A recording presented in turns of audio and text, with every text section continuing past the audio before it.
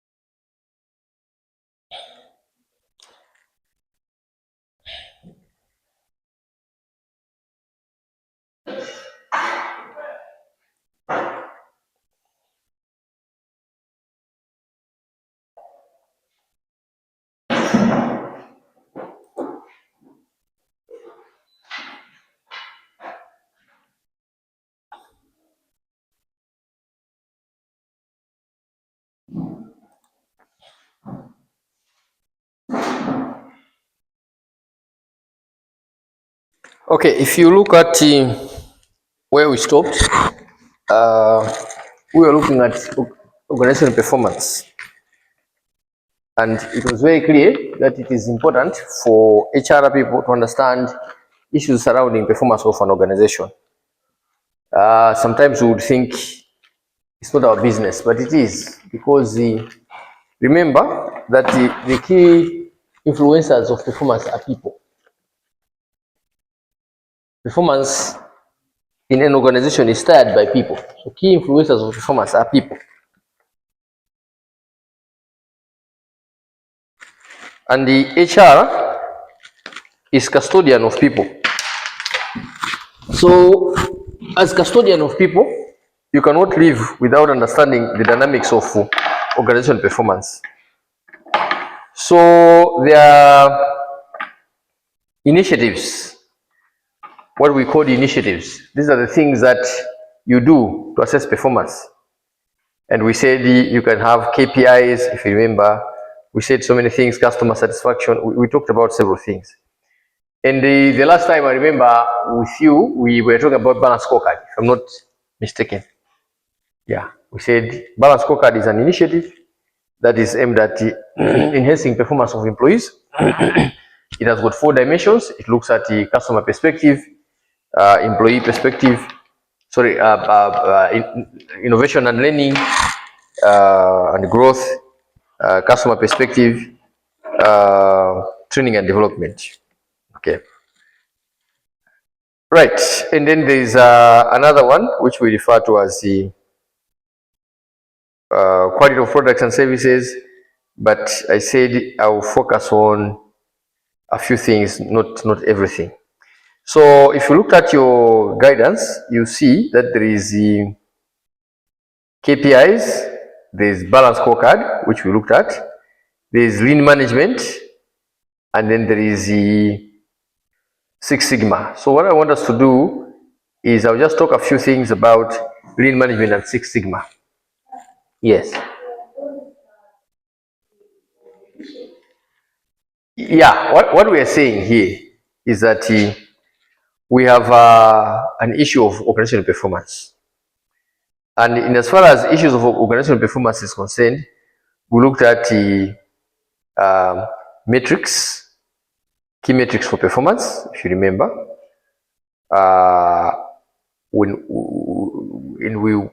After that, we said, how do you measure performance? What are the initiatives that you use to measure performance? So we had a list of the initiatives. And these ones are as follows.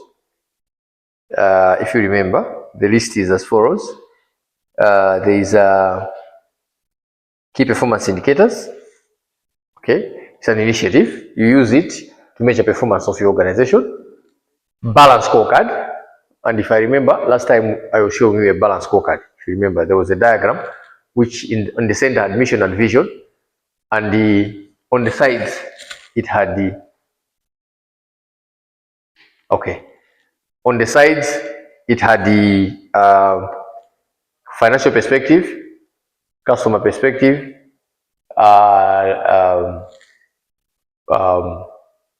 it looked at the processes, and it looked at the training and development. These are the 4 key things in the balanced scorecard. The whole idea is that if you create objectives, measure, targets, and initiatives in all these 4 dimensions, you will be able to have an overall picture of how you as an organization are able to achieve performance of your organization. And then there was lean management, which we didn't discuss in detail, okay, which I want us now to look at lean management. And then we'll look at the Six Sigma. It's also an initiative. We looked at this in detail. I had brought in a separate slide, if you remember. But maybe, as you rightly say, maybe I just need to send it to you. Then we are going to look at this one. It's an initiative also. In other words, an organization can choose to measure performance by either using KPIs, or to measure performance by using balanced scorecard, or to measure performance by using lean management. So if you're using lean management, you are going to be able to assess performance based on the following key principles of lean management. Are we okay? We're fine? Okay. Right. In lean management, you've got the following key principles. Identify value. Okay. So you must understand what the customer values and focus efforts on delivering this value efficiently. Yeah.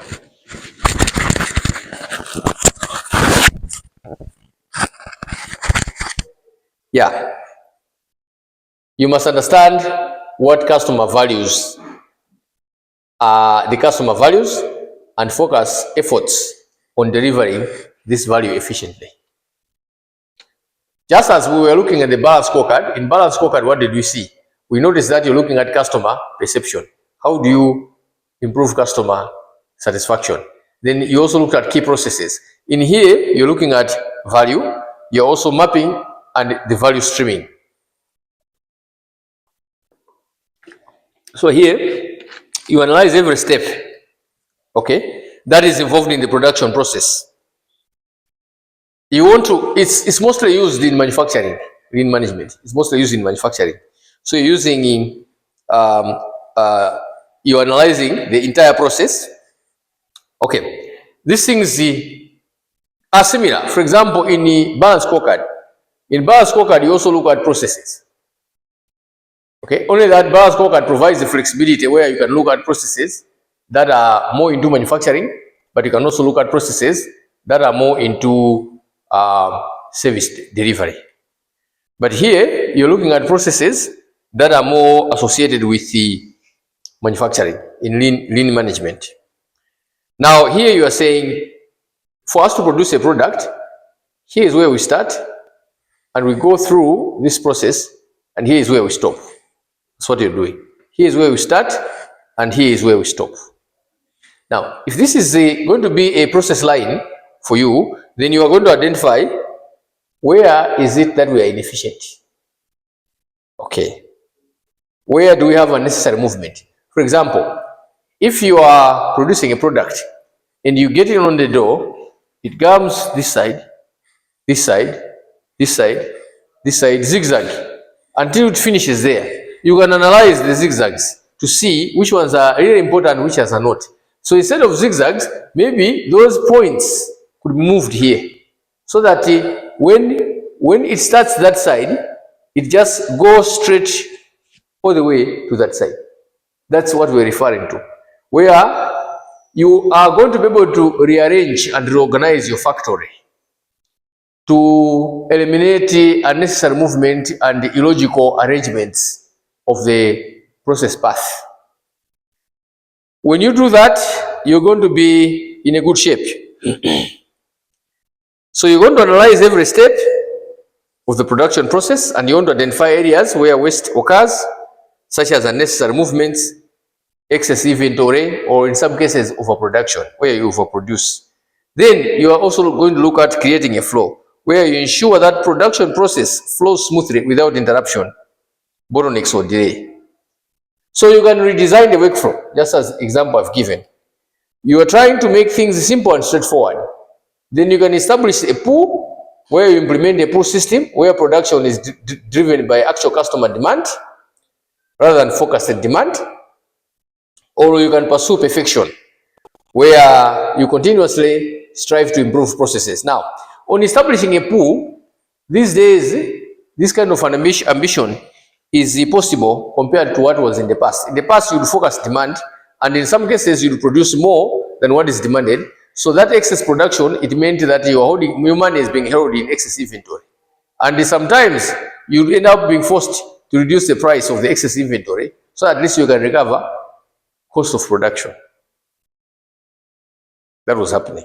But currently, we see a lot of distribution units connected to production facilities where inventory move management is managed electronically. It is possible for distributors or retailers to be able to detect to you the actual demand of the products. So that can actually help you to save money of overproduction, where you're going to be able to tie stock in the excess inventory, which you don't need at that particular point in time.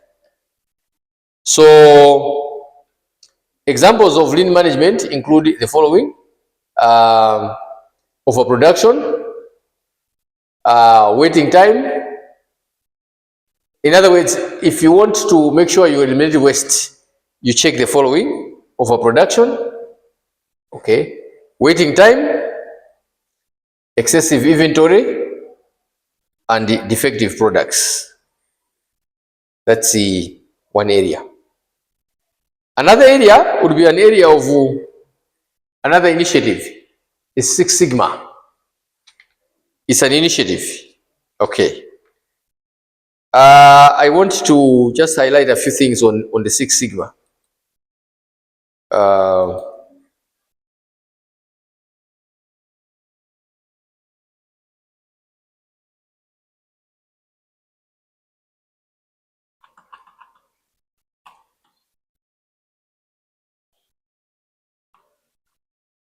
Just want to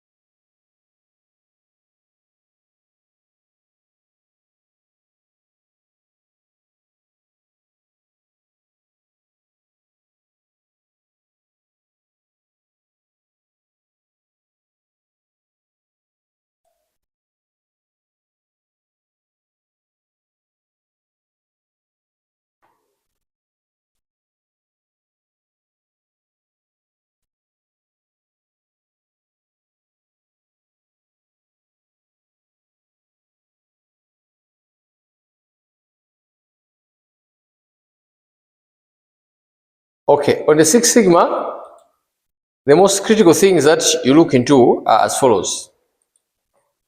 Okay. Okay. So Six Sigma is a data-driven methodology focusing also on reducing defects and improving quality. So it uses statistical techniques. What it wants to do is to minimize variability. I want to make it clear, when you talk about variability, you want to achieve consistency.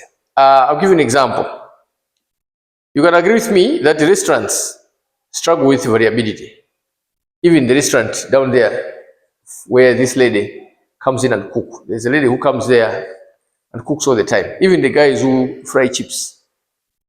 One challenge that you will see if you are a frequenter there, you see their failure to maintain consistency. Today you come, find they have fried chips nicely, or they have cooked the simmer nicely. You come the next day, you find that they have done poorly. Have you experienced that before? Yeah. They are not able to detect the old man, which if they do this kind of combination, then they are going to be able to have consistent results all the time. So Six Sigma exists to prevent you from failing to achieve a consistent results. So to minimize variability, you come up with processes that helps you to increase consistency in output, leading to high performance and customer satisfaction. So if your product quality is of this level, it must be of that particular level every time. You produce today, you produce tomorrow, you produce next year, you produce 2 years from now, there must be consistency of results. So there is something that you do in Six Sigma. Number one, define. Okay, you identify a problem or process that needs improvement. Okay, you set goals and you define project scope. Measure.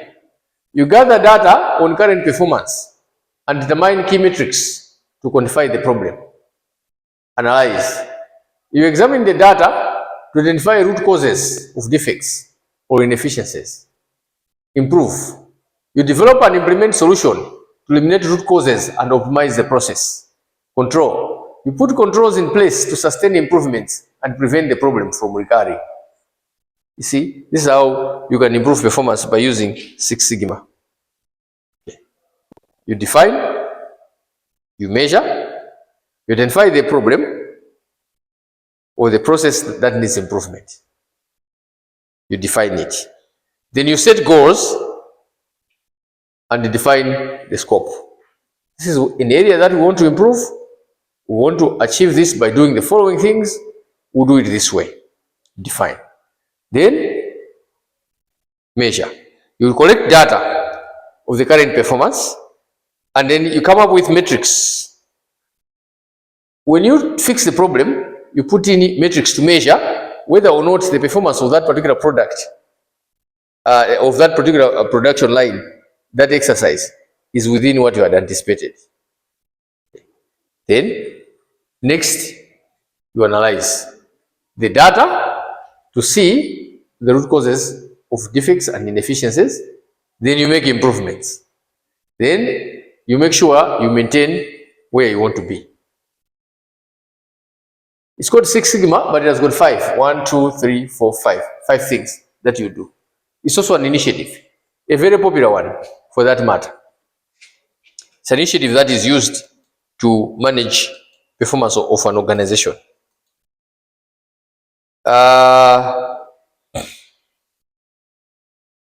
It was originally developed by Motorola in the 1980s, and it has evolved to be a comprehensive quality management approach, which is used across different industries, from manufacturing to healthcare and finance.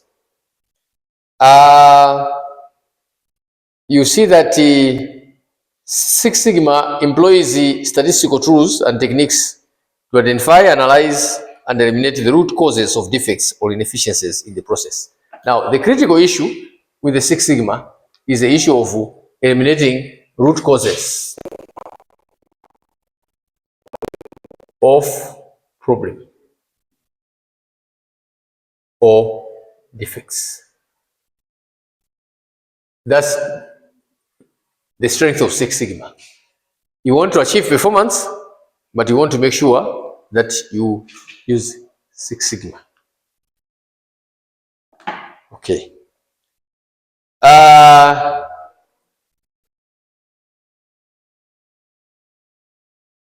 In fact, the define, measure, analyze, improve, and control is nicknamed DMAIC. Okay, that's how it's nicknamed. Define, measure, analyze, improve, and control. That's the definition it's associated with the Six Sigma. So the expectation is that if you use Six Sigma, then it means you have technically been able to use a tool that will assist you to be able to make progress in your production line. When you implement Six Sigma, you are going to be able to see improvements in your product quality. particularly the fact that it will enable you to be able to maintain a consistent standard of output. That is going to be a very big strength for Six Sigma. Therefore, if you are consistently going to be able to provide your customers with a reliable output in terms of quality, it will bring in satisfaction, number one. Number two, operational efficiency. Now, with operational efficiency at hand, then you are assured of high quality, customer satisfaction, and ultimately improved revenue. That's what you're likely going to be able to see in the process.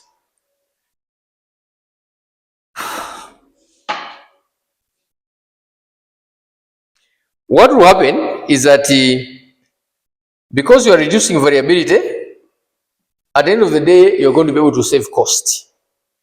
Now, because you'll have a fewer defects, you also save cost and also time for reworking. When you are always producing defect products, you end up going to do them again over and over. But when you eliminate defect product, you have automatically eliminated inefficiencies.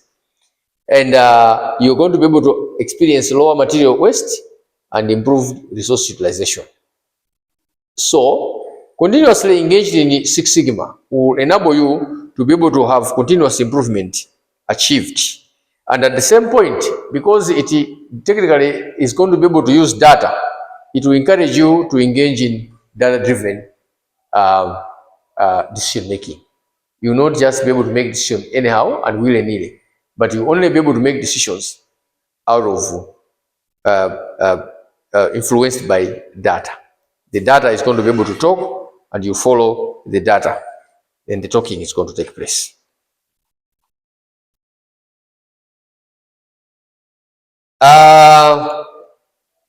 You also see that in agile technology, there are also key principles that you work on. I just want also to show you the key principles that you're going to be able to look into when you engage in agile technology. Now, whether you're going to engage in all of them at one time is another thing. Okay, but my point is for you to just know these ones.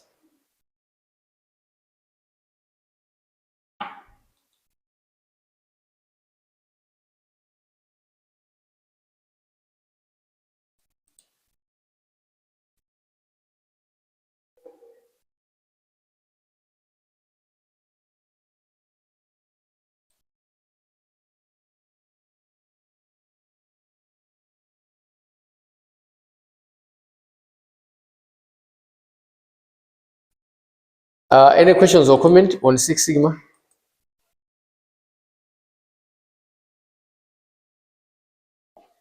Okay, in agile technology, you also have the following.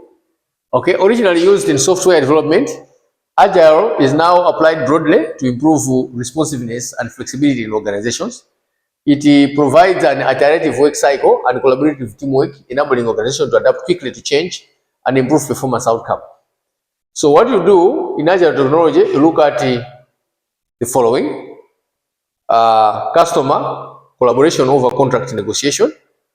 Okay, so what happens here is that you prioritize the collaboration with customers to ensure the final product meets their expectation, even if the requirements change mid-project. What you're trying to do here is you're saying, and you can actually agree with me, that for products like mobile phones, you can be able to deduce heavy usage of agile technology in products of this nature. Okay.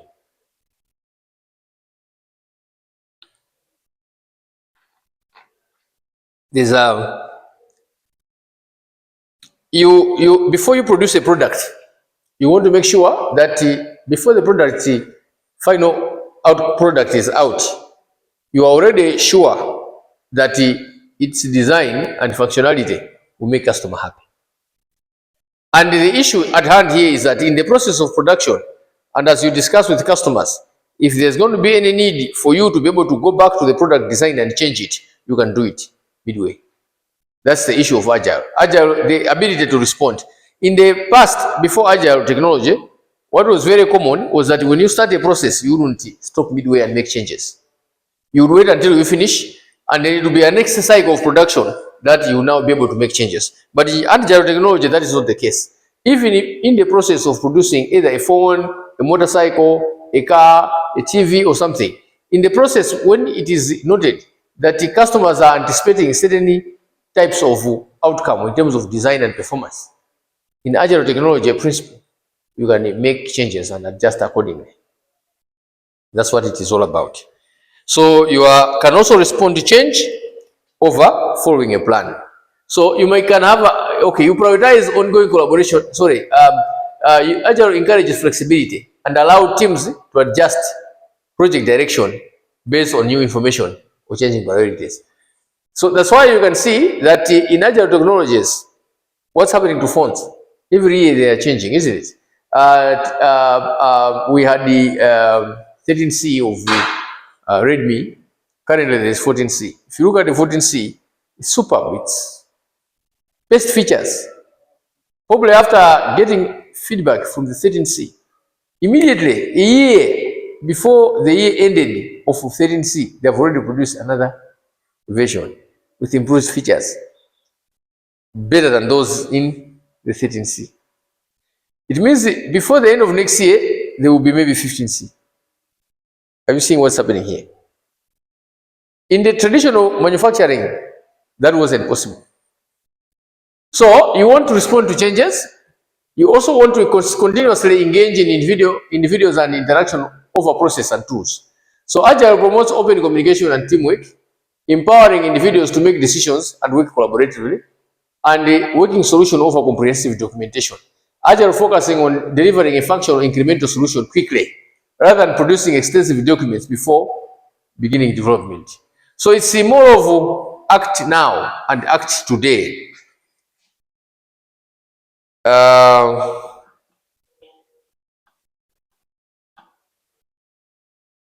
It's an initiative. It's an initiative. It was originally developed around early 2000.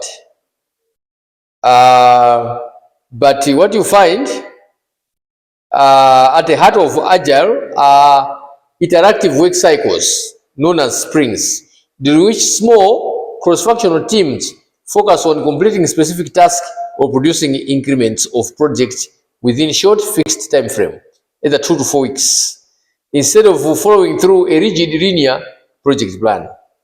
Okay? So what you do is you want to do something in a bit, but in the process, make necessary adjustments. Okay.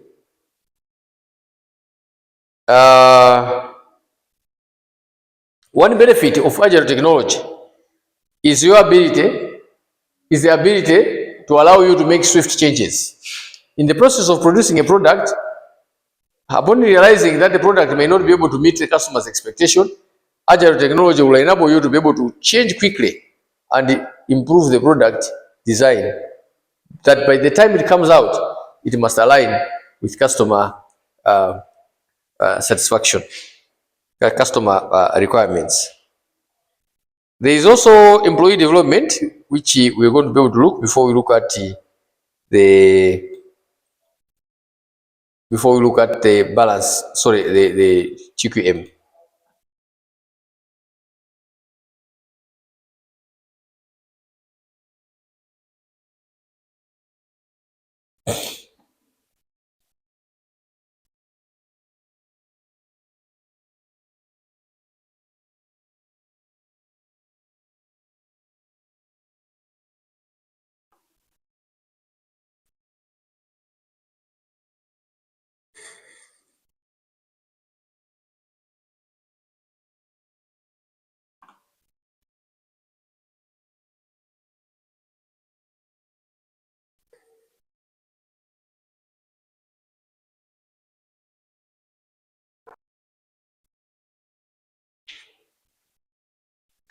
Okay, this is also an initiative of managing performance of an organization. The thinking behind it is that let's invest in employees through training and professional development so that we can ultimately be able to see improvement in performance. Where you want to make sure that employees undergo through various trainings, That will help boost innovation, morale, and also reduce turnover. That's an initiative. We will make improvements, but our improvements will purely be based on our ability to invest in training and development of our employees. We are of the view that once our employees are very competent, they'll be able to produce products or services that are good enough or competent.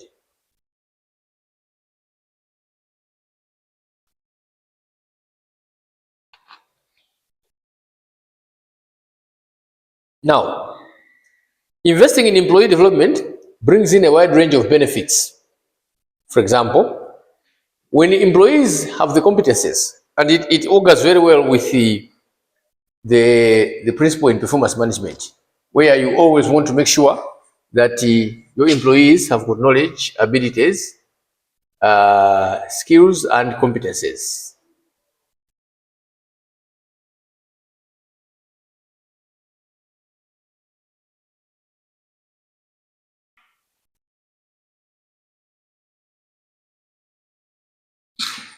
You are saying if we are to be able to improve performance, then our employees must have KSs, knowledge, abilities, skills, and competencies. So investing in employee development brings in a wide range of benefits. For example, improved productivity, increase. Once employees have the knowledge, the abilities, the skills, and the competence, the productivity what? Increase. That's the thinking here. Okay, where we are saying employees who receive regular training are better equipped to perform their tasks efficiently, leading to improved overall productivity. Because you are saying they will acquire new skills, therefore they can take in more responsibilities, and this can also enable them to drive innovation and also enhance workflow. But because they are being paid for, the training is being paid for your company, that will also act as an incentive on their part. So they will have higher morale and engagement. They'll be very happy people, isn't it? Yeah, because you're sending them all over to get the best and state-of-the-art training. So they have high morale. Okay, so you've got the improved retention. Employees who feel they are continuously learning, offering development opportunities show employees that the organization values their grown and is willing to invest in their future. So this can significantly boost morale, enhance job satisfaction, and lead to higher levels of engagement. And because they are, of course, there is one challenge. The more you improve performance of your employees, the more marketable you make them to be, isn't it? So it means by enhancing their capacity, you must also be willing to increase their pay, because they will be highly demanded.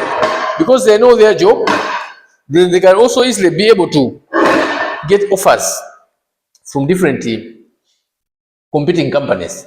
So if you are only improving their skill but not also improving the remuneration, you are also shooting yourself in the foot. So there must also be a correspondingly desire for you as an organization to make sure that you are complementing, you are doing it simultaneously, while you are working towards improving, skills and training them. At the same time, when they are highly skilled, you must also be able to complement that by paying them accordingly. If you see most organizations, particularly government organizations, that's where they lost. They were able to send people to school to do various, professional courses. But when those people came back, while they became now more marketable, that was not corresponded by them being able to pay them accordingly. So government would send someone else to go to UK to do professional accounting and come back there as a chartered accountant. While studying in the UK, the person was on a promise that he will come back and work for government. But upon arrival, Nico Holdings or any other company would actually be able to notice the performance of this individual. So they will hook him up, bring him to their premises, who has lost the one who trained. So you must also understand the dynamics that are associated with your ability to train people. When you train people to become the best of the best, you also risk that the people who are going to be better employees are also not going to be easy to keep. But that doesn't not necessarily mean that you must not proceed with the employee development program. Because ideally, the expectation is that when you are able to complement the new skills that they have acquired with the relevant remuneration, you are going to achieve improved retention. Where employees who feel they are continuously learning and developing are more likely to stay with the organization. So high quality development program can reduce turnover rates and retain top talent, thereby saving costs associated with recruitment and onboarding. But also, you've got innovation and adaptability, where employee development fosters a culture of learning and encourages innovation. So when employees are given the opportunity to learn new technologies, methodologies, or soft skills, they are more capable of contributing to creative solution and adapting to changing industry demand. And also, it focuses also on leadership pipeline, where you are looking at through a leadership development program, organization can build a strong pipeline of future leaders who are ready to take on more responsibilities. You will see this a lot in the National Bank.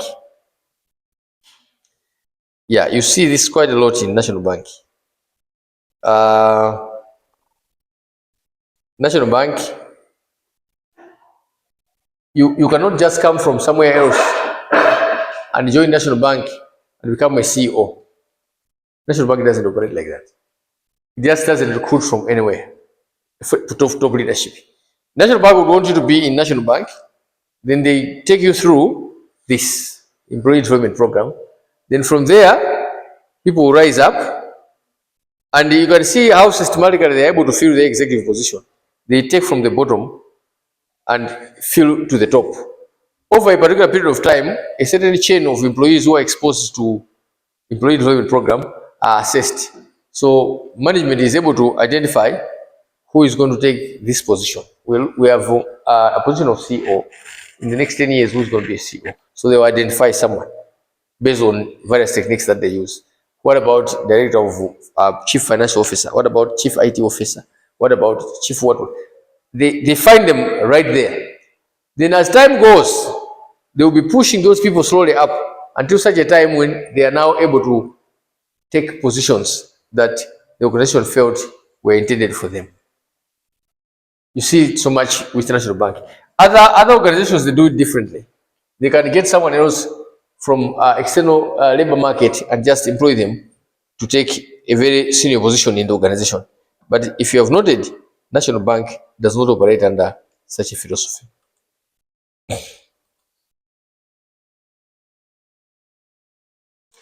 A good example would be companies like IBM, companies like Google. Okay, these companies have implemented extensive employee development initiatives. And these initiatives have ultimately been able to support, okay, they have been able ultimately be able to provide the support that these companies need. For example, um, I'll give you an example. IBM and Google have implemented extensive employee development initiatives such as leadership academies, technical training, career advancement programs.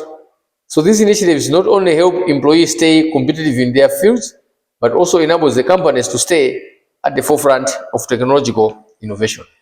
So by providing opportunity for professional growth, organizations also build loyalty and create positive work environment where employees feel empowered to achieve their full potential. And in turn, this leads to improved organization performance and stronger competitive position in the market.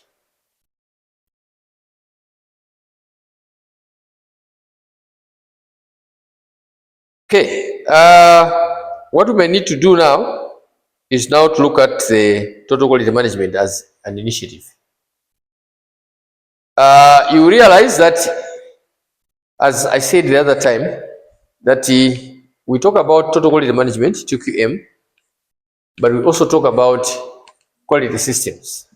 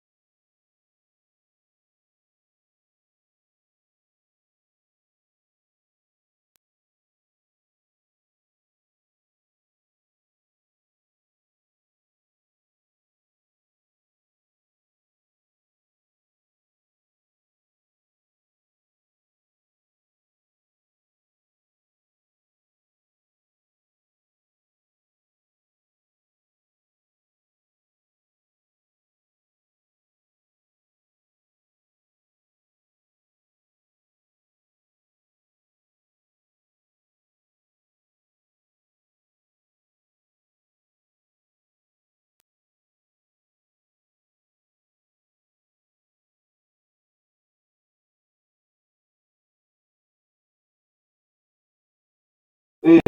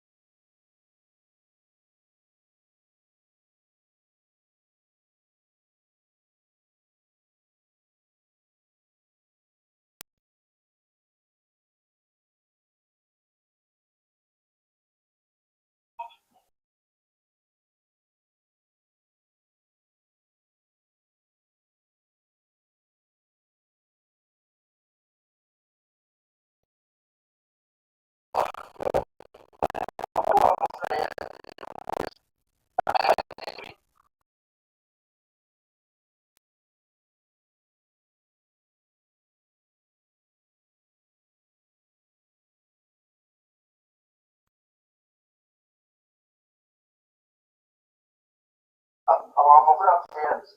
And